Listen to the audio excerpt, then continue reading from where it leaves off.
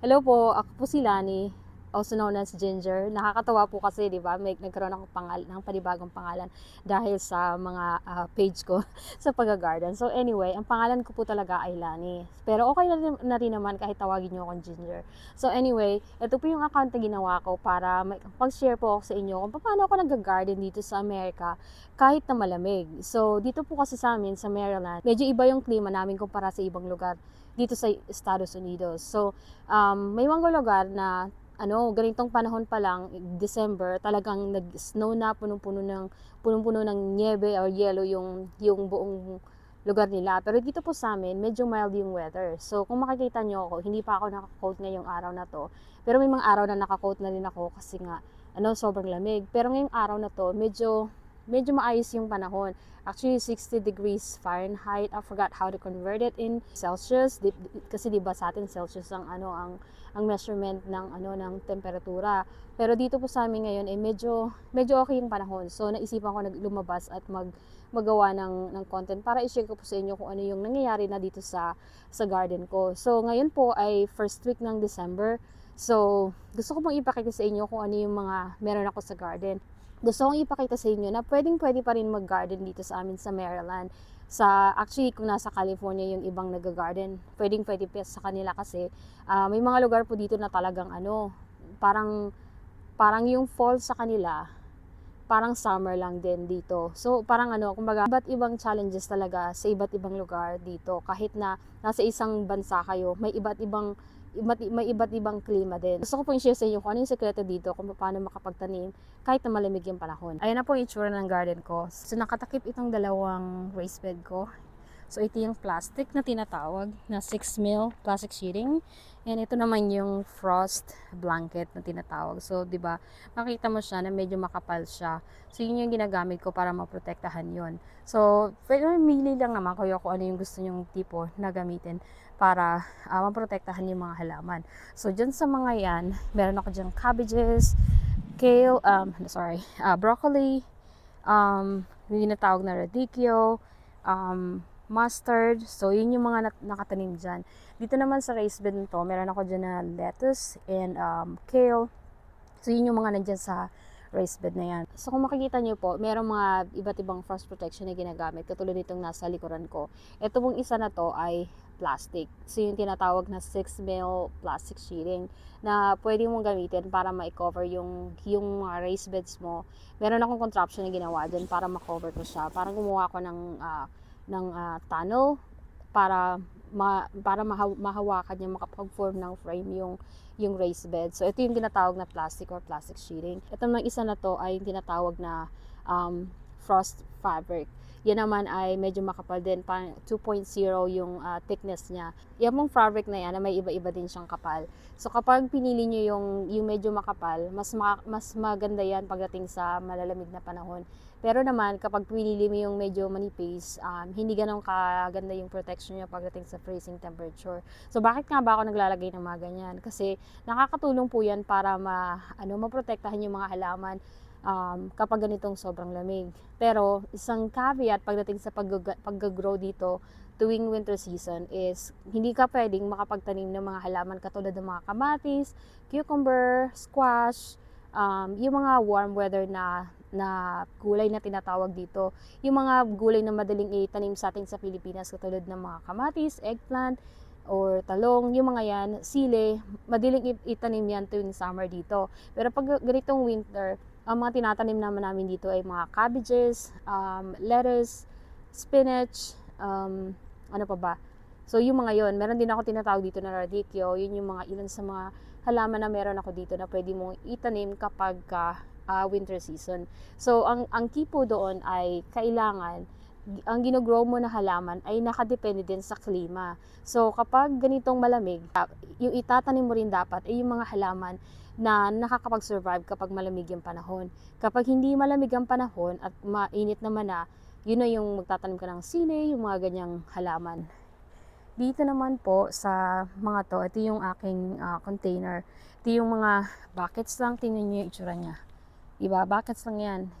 Diyan po ako nagtatanim ng mga kamatis na iba't ibang variety. Yung mga iba't ibang kulay ng kamatis na nakikita nyo, nandyan po yan. So, ginawan ko lang siya ng trellis, parang at saka plant support para makapag-grow ako ng ng mga halaman na yon. So dito ko makapit yung yung mga peas. Nakalimutan ko na yung tawag niya sa kanya sa Tagalog. So yan, meron din dong doon sa hilera na yon, may mga strawberries naman. Ito yung aking greenhouse na sira na. Binutasan ko na yan actually kasi one time may hummingbird na na-trap sa greenhouse. So ginawa ko, binutasan ko yan para makalabas siya. Sira na rin to actually.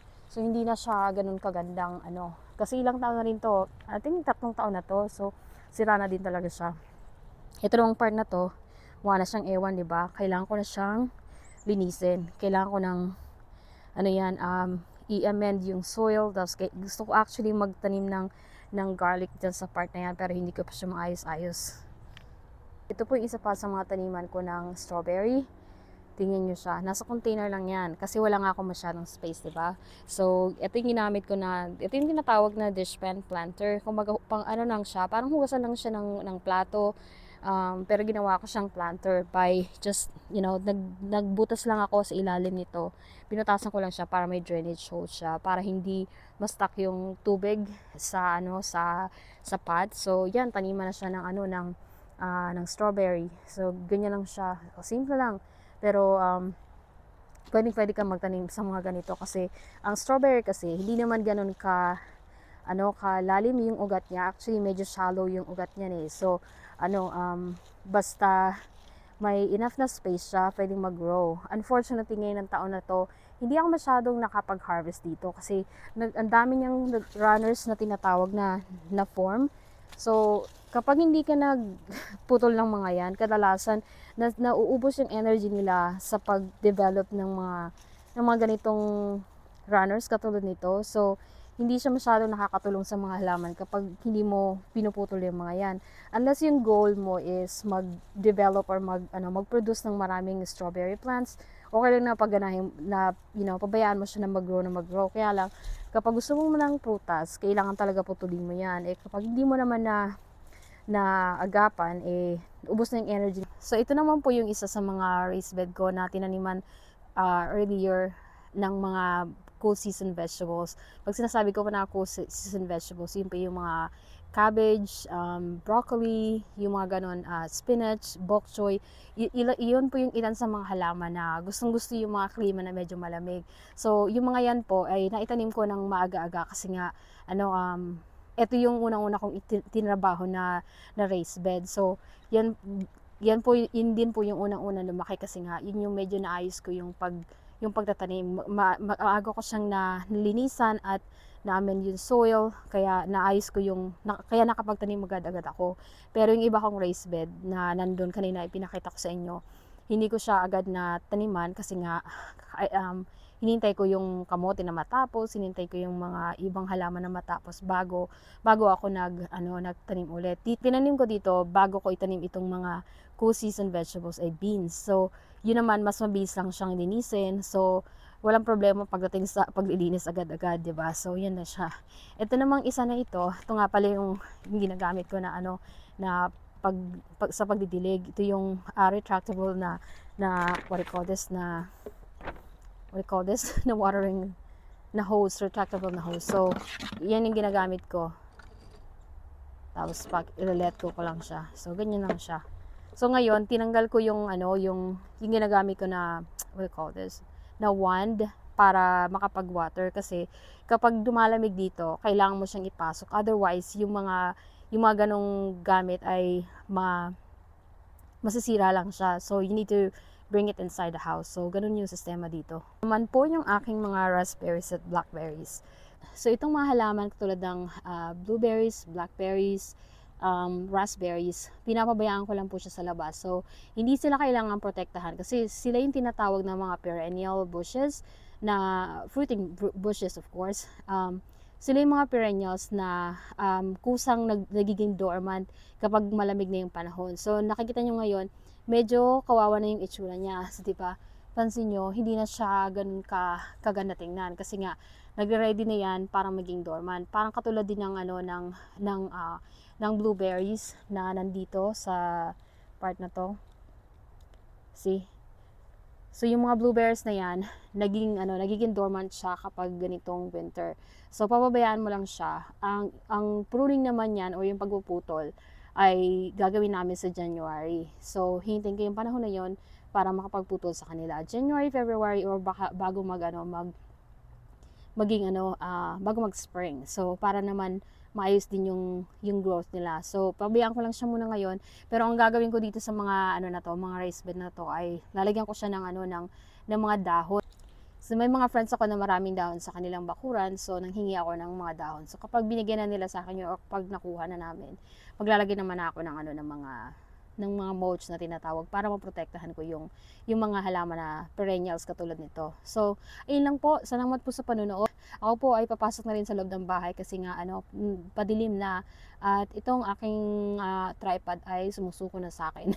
So yeah, salamat po sa panonood. Hanggang sa susunod po. Kung hindi pa po kayo nakakapag-subscribe or nakakapag-like ng aking channel or page, sana po ay makapag-i-like niyo po para naman po makapagkwentuhan tayo. Mag-comment po kayo sa baba kung ano yung gusto niyo makitang content dito sa amin.